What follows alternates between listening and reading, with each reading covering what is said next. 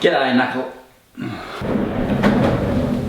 Knuckleheads, Uncle Knackers here. Guess what? We've got ourselves a little bit of a problem. All this equipment, only a little desk. So there's only one solution. Build a bigger desk. Let's do it. Whoops! That wasn't meant to happen. I hope I didn't break anything.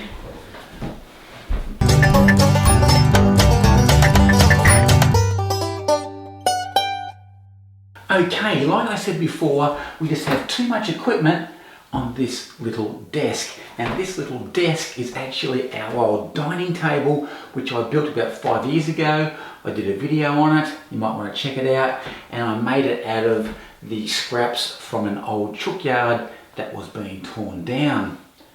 It's still going like an absolute demon. I love it. I don't want to throw the old girl out. Over here we've got the printer and the modem tucked away on top of a filing cabinet. So as you can see, all this stuff is just too much to be able to work efficiently on one desk.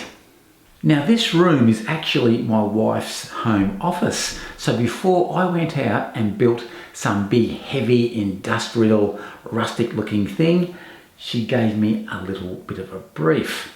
And in that brief she said, Shane, listen and listen good. I want something that's going to be nice and light, because sometimes this desk will need to be moved out that door because we might want to convert it into a guest bedroom from time to time, hence the lightweight. And also she said I want it to go from wall to wall, so there's no wriggle room, and the heavier it is, the harder it's going to be to get out that door. And the second thing she said was that she wanted something retro, blending in with something a bit Scandinavian. Is there such a blend? Interesting, but I'm up for it. Let's do it. Now I've done a bit of research and I think this is what I will build. We have the metal hairpin legs, which is the retro component, and the blonde timber for the tabletop makes it look very Scandinavian. So all up, I think it looks absolutely fantastic. Now in Australia, if you were to buy a table of that style, that Scandinavian retro blendy thingy type style, and at a length that I want, which is 2.3 meters long by 890 millimeters wide, I've done my research, the prices start from around $1,200 right up to $2,400 smackaroonies. Now that is a truckload of cash, and I think if you build it yourself, you can do it for a lot cheaper than that. In Australia, I've worked out to be around $400, and if you're from the States, you can probably halve that cost.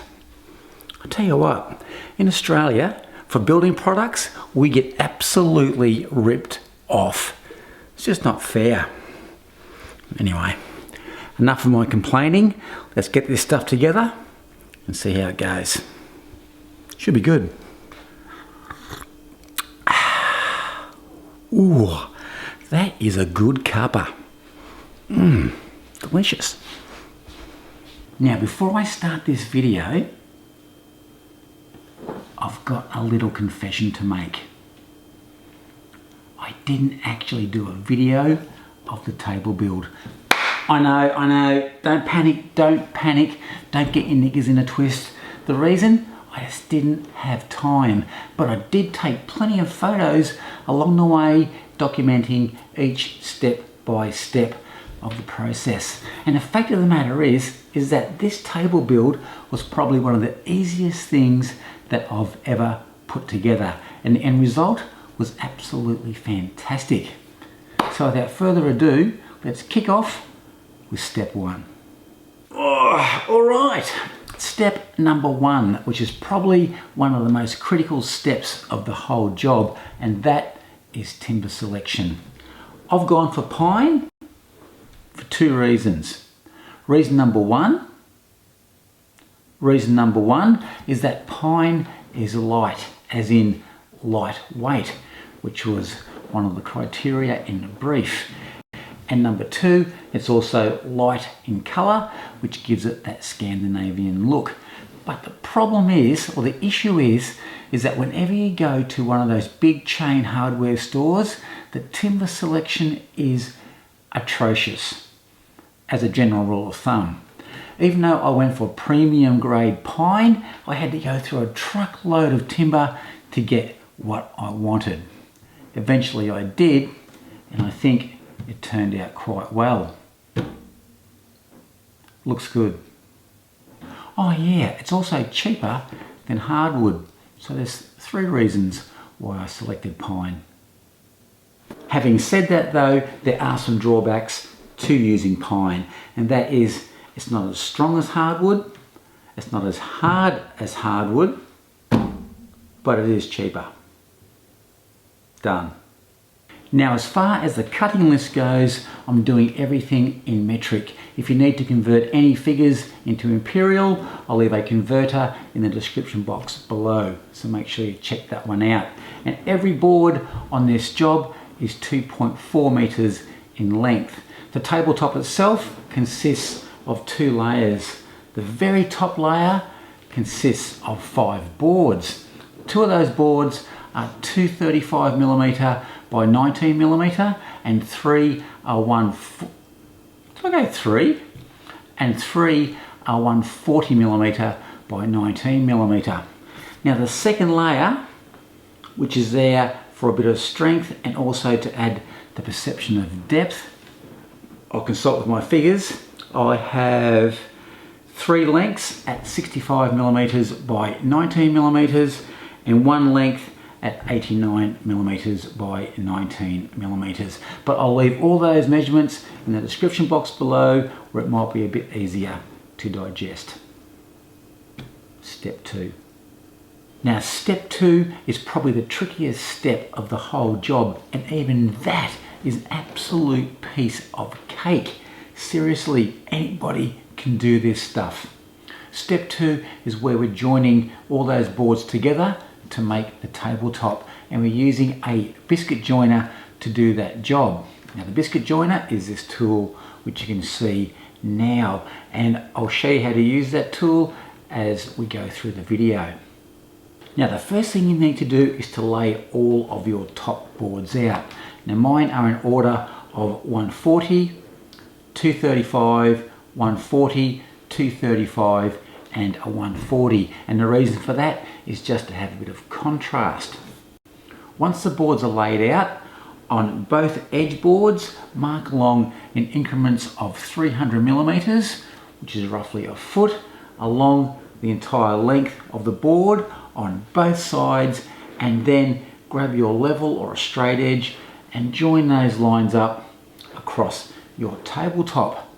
Once you've done that, it's a really good idea to make sure that you've marked or numbered the ends of your boards, so when you put them back together again, you put them back in the right order.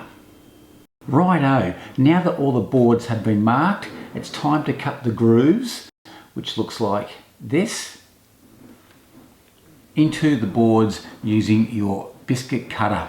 So wherever you see a line that you've marked on your tabletop, get your biscuit cutter and cut one of those grooves. Once you've done all that, grab some glue, run it along the entire edge of that board, and also put some inside the groove that you've made with your biscuit cutter.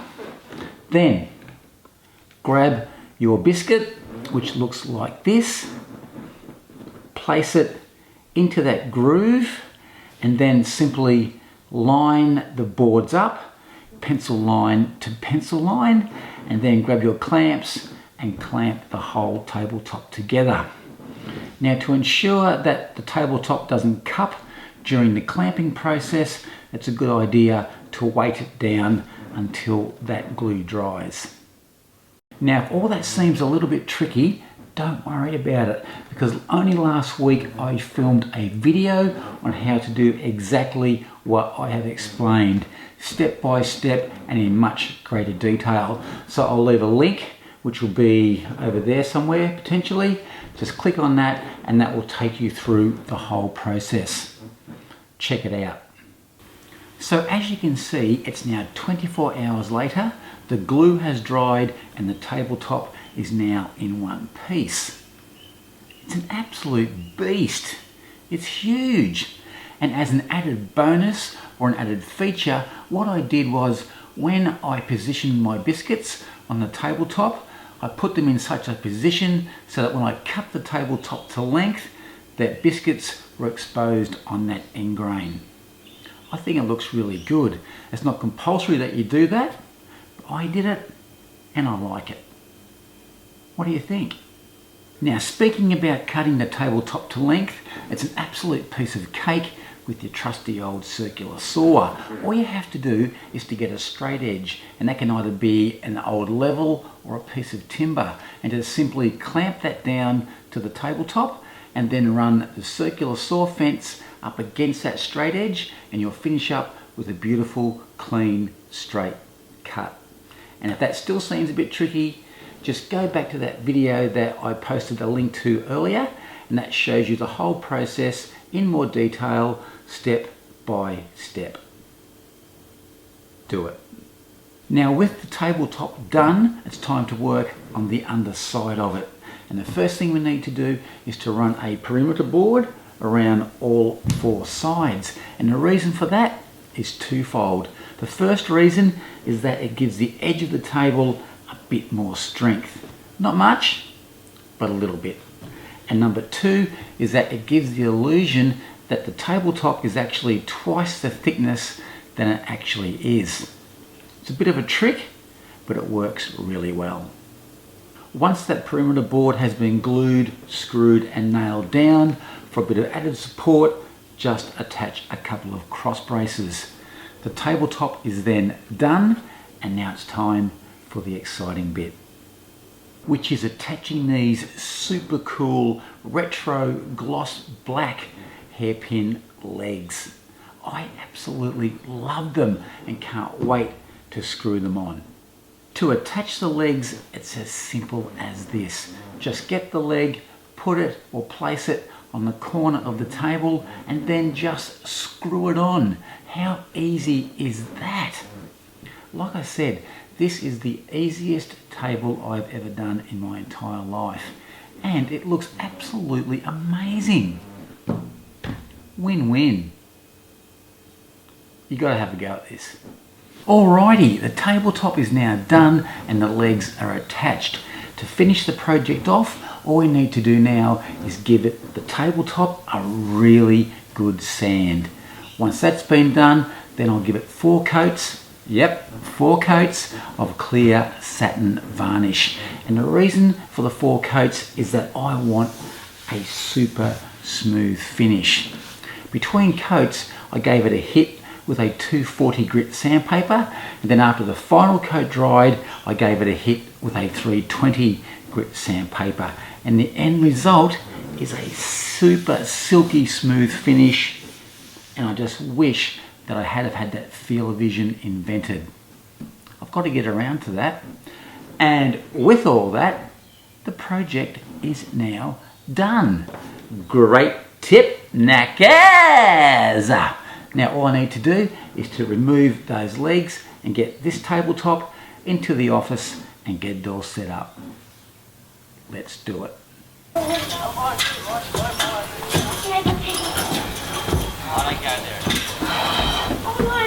Alright, get this in here.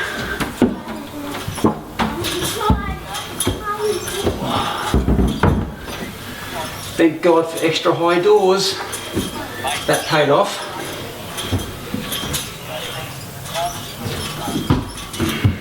Alright, just land up against this wall and screw the legs on, and we are good to go.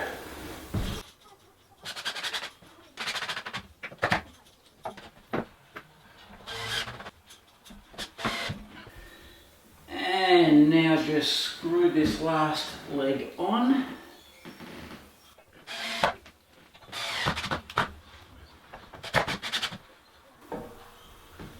And we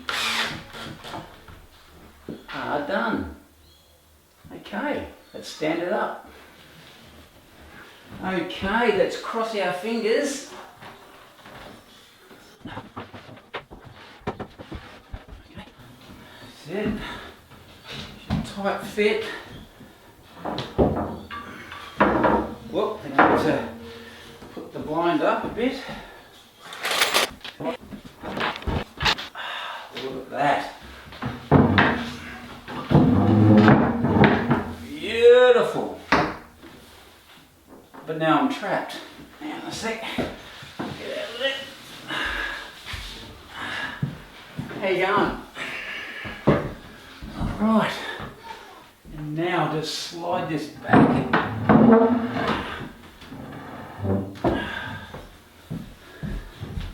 To there. Beautiful. Love it. I think the desk works beautifully in this room. The tabletop looks amazing and it works in very, very well with those gloss black hairpin legs. And as you can see, we now have ample room for all of that office equipment. Mission accomplished. So that's it, folks. The office desk is done, and that is a big tick. What do you reckon? Well, I hope you all enjoyed and found that video useful, and as per usual, a big thumbs up is always greatly appreciated. And if this is your first time to my channel, welcome, and please don't forget to hit that subscribe button for more handy tips. All right, I know I said it before, but I'm going to say it again. Great tip, knackers! Woohoo! Job's done. Time for a cup of tea. Oh, that's good. And get some invoices done. Now, invoices. They're all the way over there. The desk is too big. Righto. What have you got here? Overdue. $2 million?